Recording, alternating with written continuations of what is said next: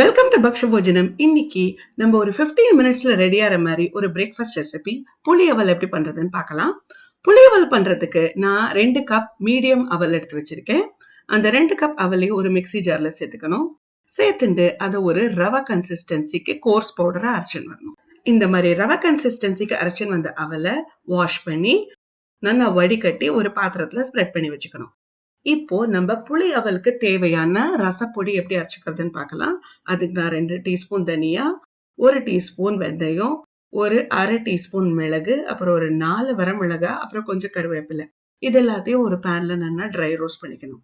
இது நல்லா dry roast ஆன அப்புறம் இதை ஆற விட்டு ஒரு மிக்ஸி ஜார்ல சேர்த்துட்டு ஒரு கோர்ஸ் பவுடரா அரைச்சுக்கணும். இதுதான் நம்ம புளியவலுக்கு சேர்த்துக்க போற ரசப்பொடி. இப்போ நம்ம புளியவலுக்கு தேவையான புளி கரைச்சிக்கலாம். அதுக்கு நான் ஒரு லெமன் சைஸ் புளி எடுத்துட்டு இருக்கேன். அதை ஒரு அரை கப் தண்ணியில நல்லா கரைச்சி வச்சிருக்கேன். இதோட 2 டீஸ்பூன் வெல்லம் சேர்த்து கலந்துக்கணும். அதுக்கப்புறமா ஒரு அரை டீஸ்பூன் மஞ்சப்பொடி,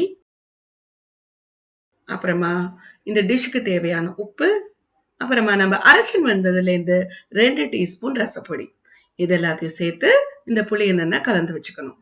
இப்போ நம்ம ஸ்ப்ரெட் பண்ணி வச்சிருக்கோம்ல, அந்த அவல்ல நம்ம மிக்ஸ் பண்ணி வச்ச புளி பேஸ்ட இதோட சேர்த்து ஈவனா ஸ்ப்ரெட் பண்ணி விடணும்.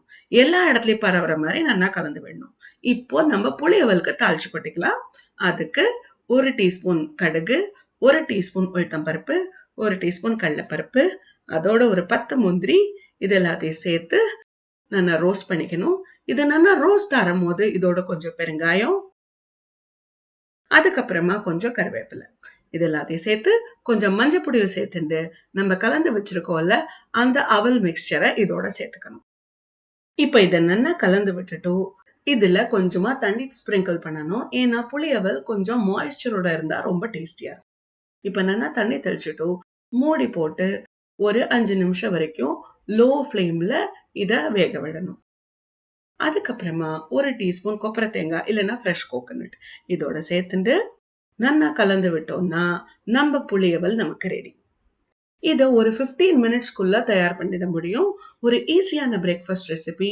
ட்ரை பண்ணி பாருங்க. உங்க கமெண்ட் ஷேர் பண்ணுங்க. Thank you very much.